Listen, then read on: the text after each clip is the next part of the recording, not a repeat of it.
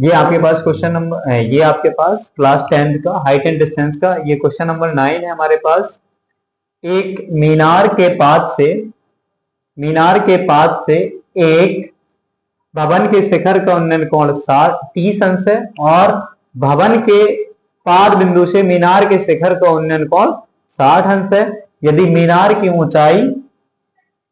मीनार 50 metre ऊंची हो तो भवन की ऊंचाई ज्ञात करना है। ये आपके पास क्वेश्चन नंबर 9 है, क्वेश्चन नंबर 9 है, इसको करना है हमें। तो इसमें ये कह रहा है कि आपके पास एक भवन है और एक क्या है, मीनार है। तो ये मान लेते हैं आपके पास एक भवन है और ये इस साइड वाली क्या मान लेते हैं, मीनार है। ये इसका तल सेम है, ठीक है। तो ये हम मान लेते हैं कि ए बी आपके पास क्या है, भवन है और पी क्यू क्या है, मीनार।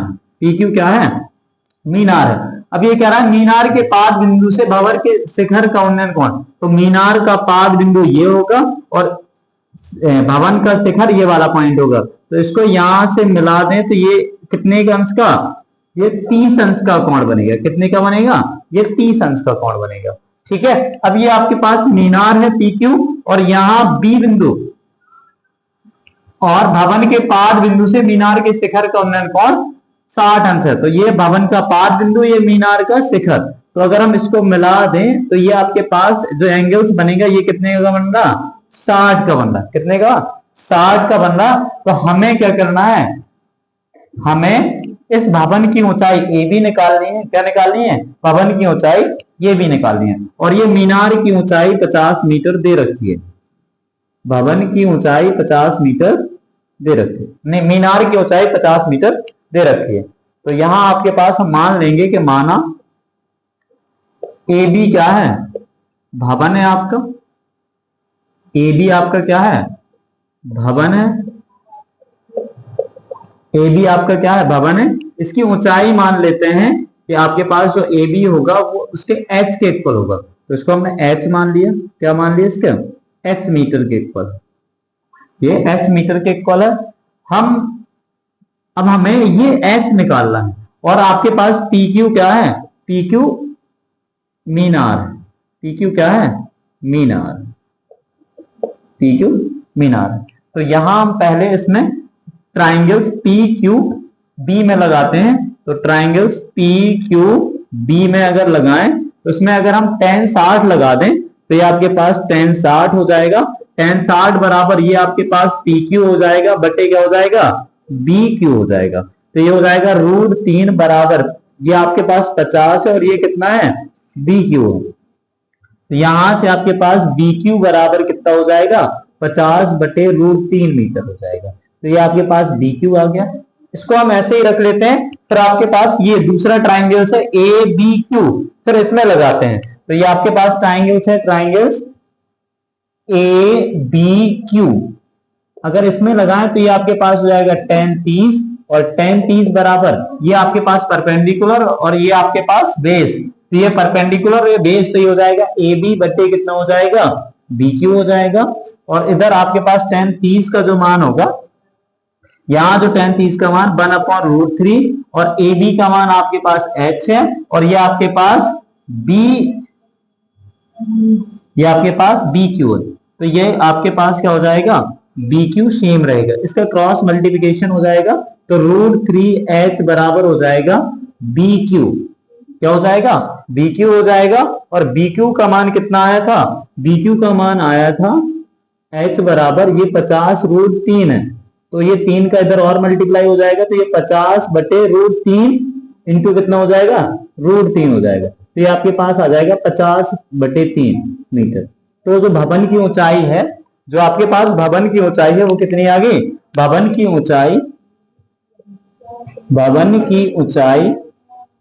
ऊंचाई आ गई आपके पास 50 बटे 3 मीटर। 50 बटे 3 मीटर ये आपकी क्या आ गई, भवन की ऊंचाई आ गई। तो ये जो क्वेश्चन था, ये क्वेश्चन था मीनार के पाद बिंदु से एक भवन के शिखर का उन्नयन कोण 30 है और भवन के पाद से मीनार के शिखर का उन्नयन कोण 60 है। मीनार की ऊंचाई 50 मीटर है। तो हमें भवन की ऊंचाई बतानी थी। तो हमने पहले इस वाले ट्राइंगल्स में tan 60 लगाया तो ये वाला ट्राइंगल्स हो जाएगा। फिर हमने tan 30 लगाया तो ये वाला। पहले वाले में ट्राइंगल्स में लगाया तो बी क्यू का मान निकाला, बी क्यू का मान निकाला, और फिर दूसरा वाला ट्राइंगल्स लगाया तो यहाँ पे बी क्यू का वैल्यू रख दिया तो आपके पास एच का मान आ गया। तो ये आपके पास पहला क्वेश्चन हो गया, मतलब क्वेश्चन नंबर 9 हो गया, कौन सा 50√3 हो गया। क्या हो गया, इसका ऊंचाई जो आई वो कितनी आई 50√3। ये दूसरा है हमारे पास।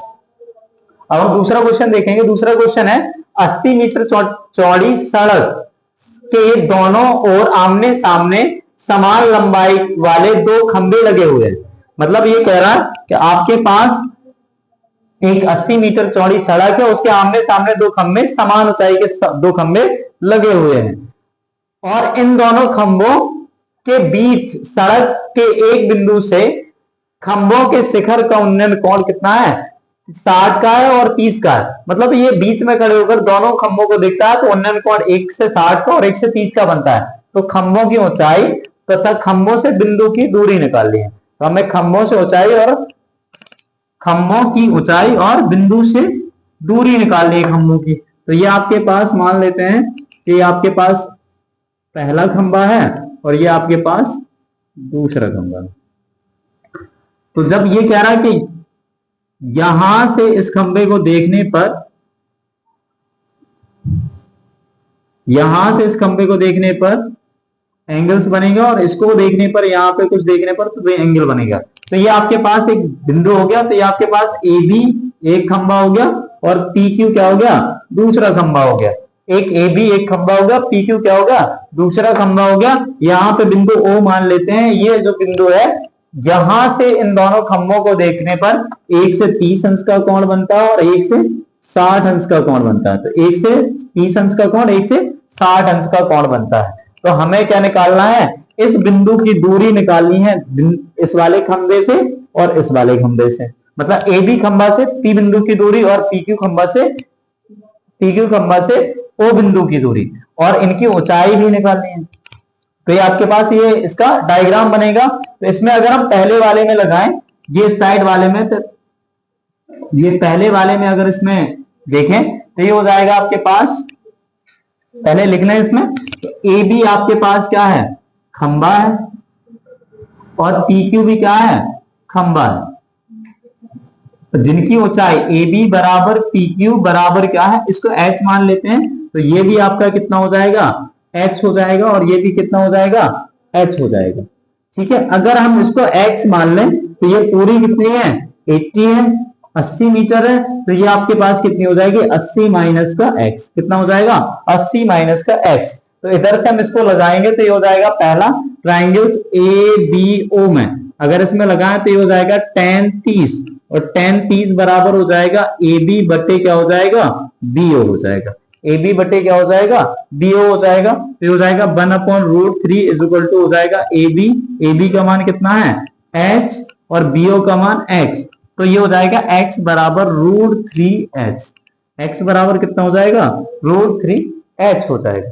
ठीक है, तो ये आपके पास x का वैल्यू आ गया। इधर से हम निकालें तो ये आपके पास सेकंड वाला त्रिभुज लगाएं तो ये हो जाएगा आपके पास पी क्यू ओ में। तो ये आपके पास हो जाएगा tan 60, क्या हो जाएगा tan 60 हो जाएगा। और ये आपके पास आ जाएगा पी क्यू यहां से, और ये नीचे वाले से ये आ जाएगा क्यू ओ आ जाएगा या ओ क्यू आ जाएगा। तो ये आपके पास हो जाएगा √3 और ये पी क्यू एच हो जाएगा, यहाँ 80 माइनस का एक्स हो जाएगा। तो इधर गुणा करेंगे तो ये हो जाएगा √3, ये हो जाएगा √3 इंटू 80 हो जाएगा 80√3 माइनस का √3, एक्स बराबर कितना हो जाएगा एच हो जाएगा। तो इधर हम इसकी वैल्यू रख दें तो ये हो जाएगा 80√3 माइनस का √3 इंटू √3h बराबर कितना हो जाएगा h हो जाएगा। तो यहां अगर इसको हम सॉल्व करें तो ये आपके पास हो जाएगा 80√3 बराबर हो जाएगा h प्लस का कितना हो जाएगा 3h। तो 80√3 बराबर कितना हो जाएगा 4h, 4 से 80 को कैंसिल कर देंगे तो ये आपके पास हो जाएगा 20। तो h बराबर कितना हो जाएगा 20 आ गया। मतलब ये आ गया आपके पास जो मीना भवन नहीं जो खंबे की ऊंचाई आ गई वो कितनी आ गई 20√3 मीटर, कितनी आ गई 20√3 मीटर आ गई। तो हमें x का वैल्यू और निकालना, तो x का वैल्यू और निकालेंगे तो x इक्वल टू कितना है √3 इंटू एच। तो x is equal to √3 into कितना 20√3, तो ये हो जाएगा x इज इक्वल टू 20 गुणे 3, तो x इज इक्वल टू कितना हो जाएगा 60 मीटर। कितना हो जाएगा 60 मीटर। तो x का मान आया 60 मीटर। तो यहां हम कह सकते हैं कि खंभों की ऊंचाई कितनी है, खंभों की जो ऊंचाई आई वो कितनी आई, वो आई 20√3 मीटर। दोनों खंभों की अलग अलग ऊंचाई कितनी आई 20√3 मीटर। और यहां से अब हम ये कह सकते हैं कि AB खंभे से O की दूरी कितनी है, AB से O की दूरी, तो BO मतलब x है तो ये आपके पास कितनी है 60 है, कितनी है 60 है। और हम कहें PQ से O की दूरी, तो PQ से O की दूरी कितनी हो जाएगी 20 हो जाएगी। मतलब 80 माइनस का कितना हो जाएगा 60 हो जाएगा, तो ये कितना आ जाएगा 20 मीटर आ जाएगा। तो हमने यहां से निकाल लिया कि इसमें जो आपके पास खंभा AB और PQ है, इनके बीच की इनकी जो ऊंचाई है वो कितनी है 20√3 है मीटर है, और O बिंदु की AB से दूरी कितनी है 60 मीटर है, और OQ की कितनी दूरी है 20 मीटर है। तो ये आपके पास ये क्वेश्चन नंबर 9th और 10th दोनों हो गए, ये क्वेश्चन का ये सॉल्यूशन हो गया।